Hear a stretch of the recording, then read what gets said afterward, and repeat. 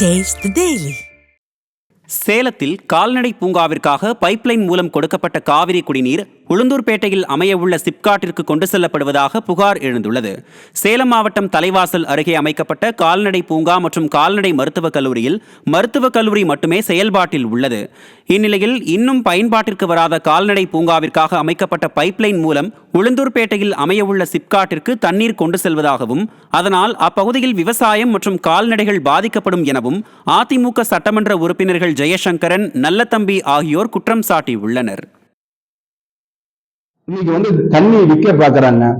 இதை வன்மையாக கண்டிக்கிறோம். நாங்க ஏன்னா விவசாயிகள் உபத்தொழில இன்னைக்கு விவசாயிகள் வாழ்வாதாரத்தை கெடுக்கின்ற விதமாக இந்த திட்டத்தை கொண்டு போறாங்கிற நேரத்துல வன்மையாக கண்டிச்சு இந்த அரசு உடனே இதை கைவிட நேரத்தில் கேட்டுக்கொண்டு அப்படி கைவிடப்படவில்லை என்றால் விவசாயிகளை திருட்டி ஒரு மிகப்பெரிய போராட்டம் நாங்கள் நடத்துவோம் என்பதை இன்னைக்கு இந்த நேரத்தை தெரிவிச்சுக்கிறோம். ஈஷா யோகா மையம் தொடர்பான அனைத்து வழக்குகளிலும் சென்னை உயர்நீதிமன்ற உத்தரவிற்கு உச்சநீதிமன்றம் தடை விதித்ததுடன் வழக்குகளையும் தன்வசம் எடுத்துக் கொண்டுள்ளது. கோவை மாவட்டம் வெள்ளியங்கிரி ஈஷா யோகா மையத்தில் தனது 2 மகள்களையும் மூளைச்சலவை செய்து அடைத்து வைத்துள்ளதாக கூறி ஓய்வு பெற்ற பேராசிரியர் காமராஜர் என்பவர் சென்னை உயர்நீதிமன்றத்தில் மேல்முறையீட்டு மனுவை தாக்கல் செய்தார். இதனை விசாரித்த சென்னை உயர்நீதிமன்றம் ஈஷா யோகா மையத்தின் மீதான அனைத்து வழக்குகள் குறித்தும் விரிவான அறிக்கையை தாக்கல் செய்ய காவல்துறைக்கு உத்தரவிட்டது. இதற்கு எதிராக ஈஷா யோகா மையம் சார்பில் உச்சநீதிமன்றத்தில் மேல்முறையீடு செய்யப்பட்டது. இந்த வழக்கில் உச்சநீதிமன்ற விசாரணையின் போது காமராஜரின் 2 மகள்களும் காணொலி மூலம் ஆஜராகி தங்கள் விருப்பத்தின் பேரிலேயே ஈஷா மையத்தில் இருப்பதாக தெரிவித்தனர்.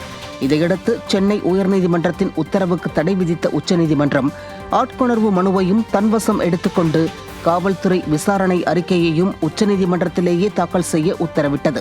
மேலும் ஈஷா மையம் மீது எவ்வித கட்டாய நடவடிக்கையும் எடுக்கக்கூடாது என்று கூறி வழக்கை வரும் 18ஆம் தேதிக்கு ஒத்திவைத்தது. கடலூர் மாவட்டம் புவனகிரி பகுதியில் அரசு இலவச சைக்கிள்களை லாரிகளில் பழைய இரும்புகளை ஏற்றிச் செல்வது போல் எடுத்துச் செல்வதைக் கண்டு பொதுமக்கள் அதிருப்தி அடைந்தனர். ஏற்கனவே ஸ்டிக்கர் ஸ்டாலின் அரசு பள்ளி மாணவர்களுக்கு வழங்குகின்ற இலவச சைக்கிள்களை தரமற்ற முறையில் கொடுப்பதால் மாணவர்கள் அதனை ஓட்டக்கூட முடியாமல் தள்ளிச் செல்கின்றனர். இந்நிலையில் சரியான பாதுகாப்பு வழிமுறைகளை கையாளாமல் பழைய இரும்புகளை ஏற்றிச் செல்வது போல லாரிகளில் சைக்கிள்களை ஏற்றிச் செல்வதால் சைக்கிள்கள் மேலும் பழுதாகும் என மாணவர்கள் வேதனை அடைகின்றனர். ராமநாதபுரம் மாவட்டம் ராமேஸ்வரத்தில் பாதுகாப்பு உபகரணங்கள் ஏதும் இல்லாமல் தூய்மை பணியாளர்கள் சாக்கடையை சுத்தம் செய்யும் நிகழ்வு அதிர்ச்சியை ஏற்படுத்தியுள்ளது. கழிவுநீர் கால்வாயில் தேங்கியிருக்கும் குப்பைகளை அகற்றும் பணியில் நகராட்சி ஊழியர்கள் ஈடுபடுத்தப்பட்டு வருகின்றனர்.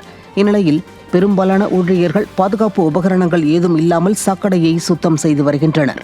நிர்வாகத்திறனற்ற ஸ்டாலின் அரசு தூய்மை பணியாளர்களுக்கு முறையான பாதுகாப்பு உபகரணங்களை வழங்காமல் அவர்களின் உயிரோடு விளையாடுவதாக குற்றச்சாட்டு எழுந்துள்ளது. திருச்சியில் விவசாயிகளுக்கு வழங்க வேண்டிய மின்சாரத்தை உடனடியாக வழங்க வலியுறுத்தி மின்சார வாரிய தலைமை பொறியாளரிடம் விவசாயிகள் மனு அளித்தனர். தமிழ்நாடு விவசாயிகள் பாதுகாப்பு சங்கம் சார்பில் மின்வாரிய அலுவலகத்தில் மாநிலம் தழுவிய கோரிக்கை மனு கொடுக்கும் போராட்டம் நடைபெற்றது.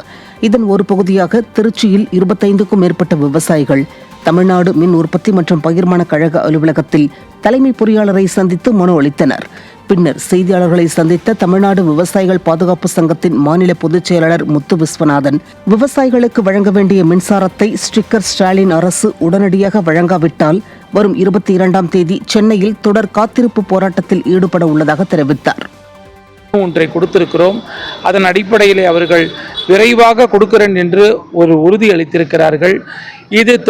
இதை நாங்கள் கண்காணித்து அவர்கள் அதில் செய்யவில்லை என்று சொன்னால் சென்னையிலே ஒரு அடையாள உண்ணாவிரதம் இருப்பதற்கான ஒரு முயற்சிகளை எடுப்போம் என்பதை இந்த தருணத்திலே கூறிக்கொள்வதிலே மகிழ்ச்சி அடைகிறேன். இலவச மின்சாரம் எப்படி கொடுக்குறாங்களோ இல்லையா உங்களுக்கு வரல. இலவச மின்சாரம் கொள்கை ரீதியாக இருக்குது. முதலமைச்சர் அவர்கள் ஒரு வருடத்திற்கு 1.5 மின் இணைப்பு நாங்கள் கொடுக்கிறோம் என்றெல்லாம் சொல்லுகிறார்கள். ஆனால் நடைமுறையிலே அப்படி வரவில்லை என்பதுதான் உண்மை. கரூர் மாவட்டம் ஐயர்மலையில் திறக்கப்பட்ட புதிய அங்கன்வாடி மையத்தில் தேசிய தலைவர்கள் உள்ளிட்ட பெயர்களில் பிழைகள் இருந்தது பொதுமக்களிடையே அதிர்ச்சியை ஏற்படுத்தியது.